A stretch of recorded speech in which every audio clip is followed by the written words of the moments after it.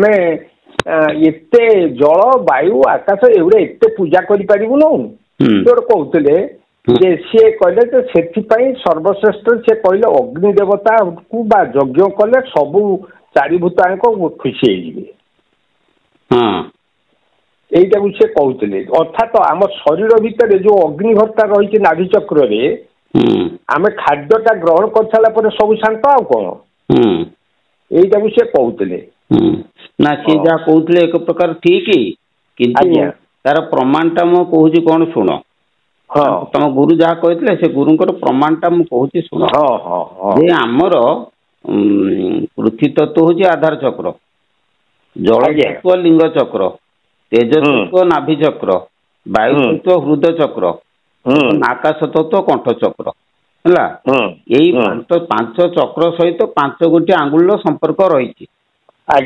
ଯଦି ରହିଛି ଆମର ଗୋଟେ କଥା ଦେଖ ଯେ ଏଇ ଯୋଉ କୋଉ ଆଙ୍ଗୁଳିର କୋଉ ତତ୍ତ୍ୱ ସହିତ ସମ୍ପର୍କ ରହିଛି ହେଲା କି ଏ କଥାର ପ୍ରମାଣଟା ଆମର ହଉଛି ଜାଣିଥିବେ ଯୋଉ ଅଙ୍ଗନ୍ୟାସ କରନ୍ୟାସ ଅଛି। ଅଙ୍ଗନ୍ୟାସ କରନ୍ୟାସରେ ଯୋଉ ମାତୃକା ନ୍ୟାସ ଅଛି ସେ ମାତୃକା ନ୍ୟାସରେ ଆପଣ ଦେଖିବେ ବୁଝିଲେ କି କୋଉ ଆଙ୍ଗୁଳିରେ କୋଉ ଅକ୍ଷରଟା ବିନିଯୋଗ ହଉଛି।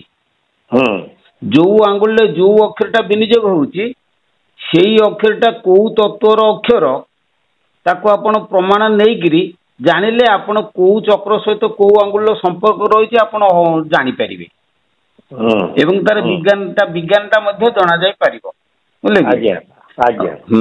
ତେଣୁ ଧର ଆମର ମାତୃକା ନ୍ୟାସରେ ଗୋଟେ କଥା ଆପଣ ଜାଣିଥିବେ ଓଂ କଂ ଖଂ ଗଂ ଘଂ ଓଂ ଆଂ ଅଙ୍ଗୁଷ୍ଠାଭ୍ୟାଂ ନମଃ, ଓଂ ଇଂ ଚଂ ଛଂ ଜଂ ଝଂ ନ୍ୟଂ ଇଂ ତର୍ଜନୀଭ୍ୟାଂ ସ୍ୱାହା, ଓଂ ରୁଂ ଟଂ ଠଂ ଡଂ ଢଂ ନଂ ରୁଂ ମଧ୍ୟମାଭ୍ୟାଂ ବସଟ୍, ଓಂ ଲୁଂ ଟଂ ଠଂ ଡଂ ଢଂ ନଂ ଲୁଂ ଅନାମିକାଭ୍ୟାಂ ହୁମ୍, ଓଂ ଉଂ ଫଂ ଫଂ ବଂ ଭଂ ମଂ ଉଂ କନିଷ୍ଠାଭ୍ୟାଂ ବୋସଟ୍ ହେଲା।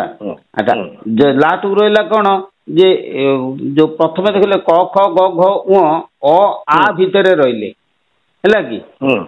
ତେଣୁ ଆଟା ଅଙ୍ଗୁଷ୍ଠାଭ୍ୟାମ ଆ ହେଲା ଅଗ୍ନି ତତ୍ତ୍ୱ, ଆଟା ହେଲା ଅଙ୍ଗୁଷ୍ଠାଭ୍ୟାମ ଏଇଟା ହେଲା ଠିକ ବୁଝିଲେ କି। ତାପରେ ଇଂ ଚଂ ଛଂ ଜଂ ଝଂ ନ୍ୟଂ ଇଂ ତର୍ଜନୀ ଇଂଟା ହେଲା ବାୟୁ ତତ୍ତ୍ୱ, ବାୟୁ ତତ୍ତ୍ୱ ହଉଛି ତର୍ଜନୀ ଆଙ୍ଗୁଳି ହେଲା। ଅଗ୍ନି ତତ୍ତ୍ୱ ହେଲା ବୃଦ୍ଧା ଆଙ୍ଗୁଳି, ବାୟୁ ତତ୍ତ୍ୱ ହେଲା ତର୍ଜନୀ ଆଙ୍ଗୁଳି ହେଲା କି। ଆଚ୍ଛା ରୁଂ ଟଂ ଠଂ ଡଂ ଢଂ ନଂ ରୁଂ ମଧ୍ୟମା ବସଟ ରୁ ରୁ ଏ ଦିଟା ରହିଲେ ମଧ୍ୟରେ ଏଇଟା ବୋଧେ ଆମର ଜଳ ତତ୍ତ୍ୱ, ତେଜ ତତ୍ତ୍ୱ, ଏଟା ହଉଛି ଆକାଶ ତତ୍ତ୍ୱ। ତାହେଲେ ଲୁଂ ଟଂ ଠଂ ଡଂ ଢଂ ଲଂ ଲୁଂ ଏଟା ଅନାମିକା ଭାମ ହୁମ୍ ବୁଝିଲେ କି। ଏଇଟା ଲୁଂ ହେଲା ଆପଣଙ୍କର ଜଳ ତତ୍ତ୍ୱ ହେଇଥିବ ମୁଁ ସେଟା କହିପାରୁନାହିଁ କିନ୍ତୁ କନିଷ୍ଠାଭ୍ୟାଂ ଯୋଉ ଉ ରହିଲା ସେଇଟା ପୃଥ୍ୱୀ ତତ୍ତ୍ୱ, ସେଇଟା ହଉଛି କନିଷ୍ଠ ଆଙ୍ଗୁଳି ହେଲା।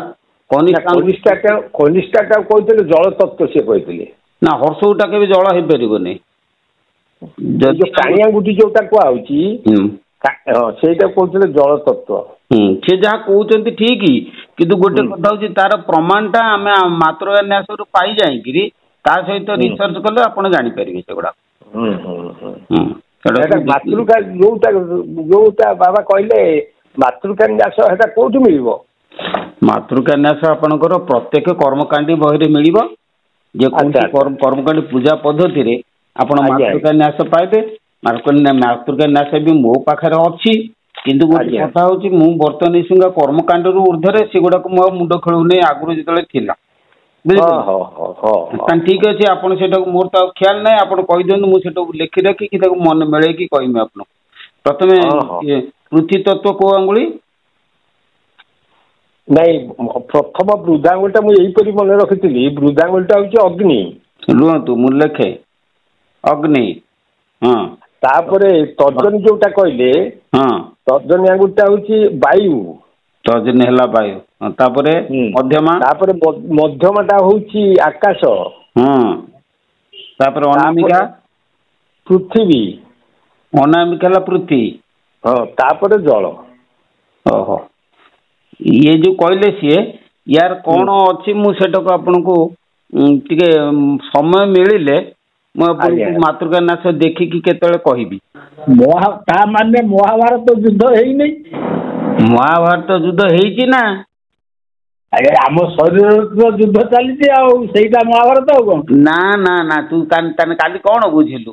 ଠାକୁର କଣ ମୁଁ ଏଇଆ ବୁଝିଲି ନାଇଁ କାମ ଇଏ ମନ ହେଲା ଧୃତରାଷ୍ଟ୍ର ଆଉ ସଞ୍ଜୟ ହେଲା ସେ ତ ଶୁଣୁ ଯୁଦ୍ଧ କାହିଁକି କରାଯାଉଛି, ଯୁଦ୍ଧ କିଏ କରୁଛି ବୁଝିପାରୁଛୁ ନା?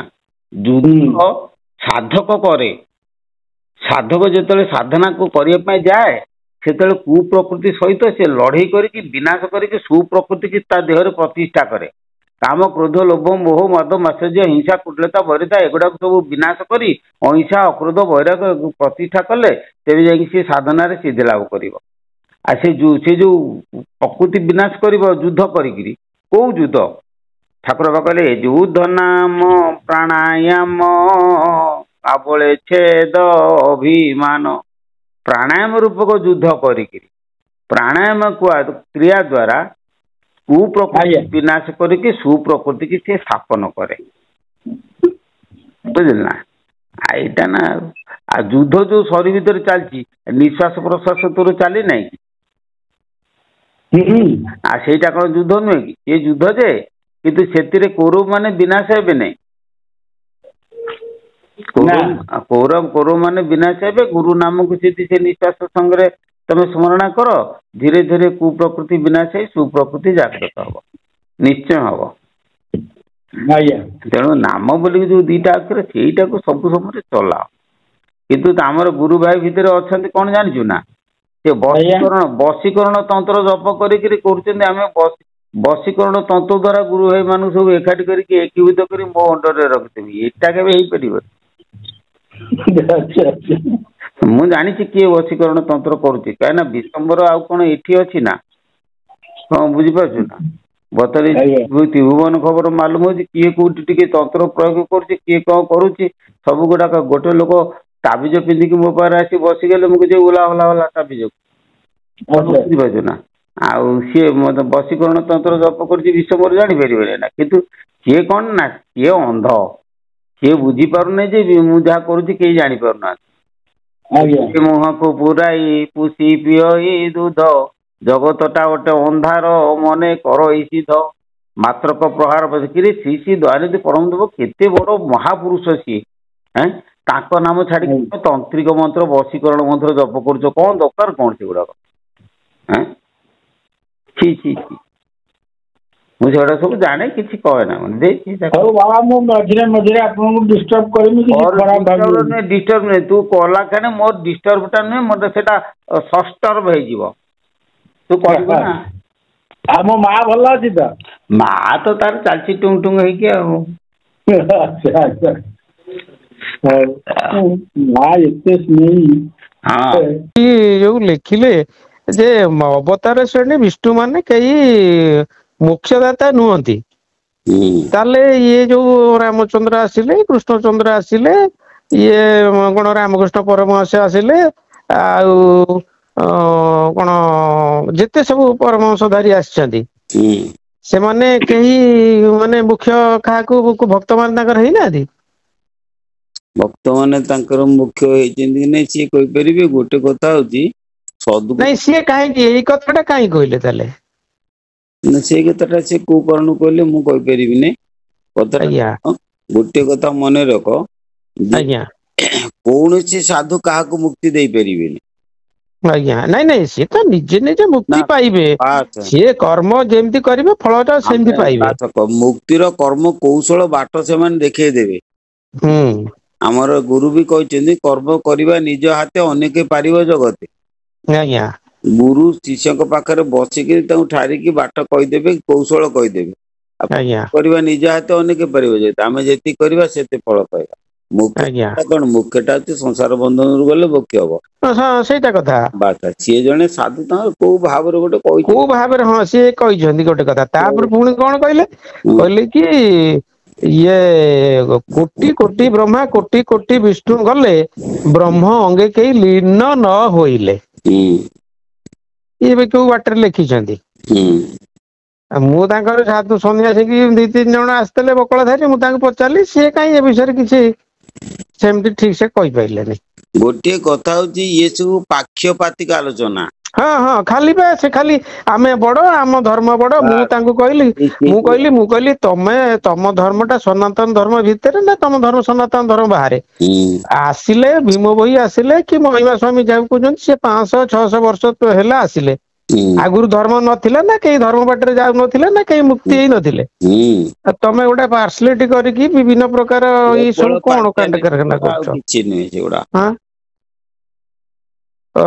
ବହୁତ ମାନେ ତାଙ୍କ ଭିତରେ ତର୍ଜମା କରୁଛନ୍ତି, କିନ୍ତୁ ସେ କିଛି ତାର ମୂଲ୍ୟ ହୀନ କଥା। ମୁଁ ସେଗୁଡାକ ଉପରେ ମୁଣ୍ଡ ପୁରାଏନି। ନାଇଁ ନାଇଁ, ଆପଣ ତ ପୁରା ଡାଇରେକ୍ଟ ସବୁ ମାନେ ଗୋଟାଏ ଛୁରୀରେ ସବୁ କାଚିକି ସାରି ଦଉଛନ୍ତି। ସିଏ ଯୋଉ ଭୀମ ଭକ୍ତ ମାନେ ସେ ଆପଣଙ୍କୁ କଥାକୁ ପୁରା ପ୍ରାୟୋରିଟି ଦଉଛନ୍ତି। ଗୋଟେ କଥା ହଉଛି, ଏଭଳି ପ୍ରକାର ହିସାବରେ ଆମର ଆଲୋଚନା ଚାଲିଛି, କୌଣସି ଧର୍ମାବଲମ୍ବୀ କହିପାରିବେନି ଯେ ବାବା ଗୋଟେ ଆଡକୁ ନାଇଁ ନାଇଁ ନାଇଁ ନାଇଁ ନାଇଁ, ଭୁଲ ନାଇଁ। ମୁଁ କଣ ଦେଖୁନି ଏପିସୋଡ ସବୁ।